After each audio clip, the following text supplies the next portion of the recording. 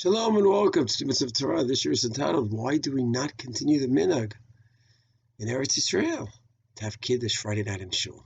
So, Kuf Amud Bet in Pesachim, we spoke about the Minhag that goes back to the Gemara, where there's part of the Friday night services to have Kiddush in Shul.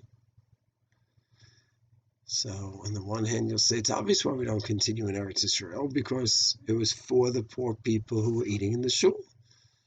And now we don't have poor people in the shul. It makes sense if the whole Kiddush was just for those poor people, and then we don't say it. But what about the shuls that do say it? So what's the argument about? There's an argument here. Reish Samech in Orach Chaim, Shulchan Aruch brings down, and he explains the reason to make Kiddush in shul, that it was originally because of the orchim, the guests.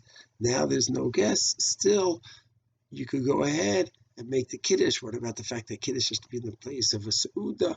So if you go ahead and give someone to drink, a kid to drink, and he has a certain amount to reveal it, so maybe that's considered Kiddush in the place of a Seudah, a minimal definition of a Seudah. He explains and justifies it, and he says, but it's really best not to. The simple meaning is that this Kiddush was set up for the poor people, so it would really be a Kiddush in the place of a Seudah. And if there's no one eating there, then don't do it. And he says, V'chein minhag b'Eretz Yisrael. That's minhag in Eretz Yisrael. On the other hand, you read the Mishnah Berurah, and he defends it. He says it's an old minhag from the Gaonim. It goes back to the Gemara originally, and the Gaonim subscribe to it, and therefore you should keep the minhag going.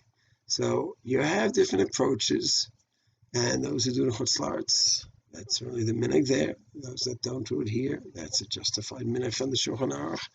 And Eilu Divrei Elokim Chayim, and both, as long as they're worked out according to the poskim, then they're both minhagim, and that's what the shuls do. Continue the minhag.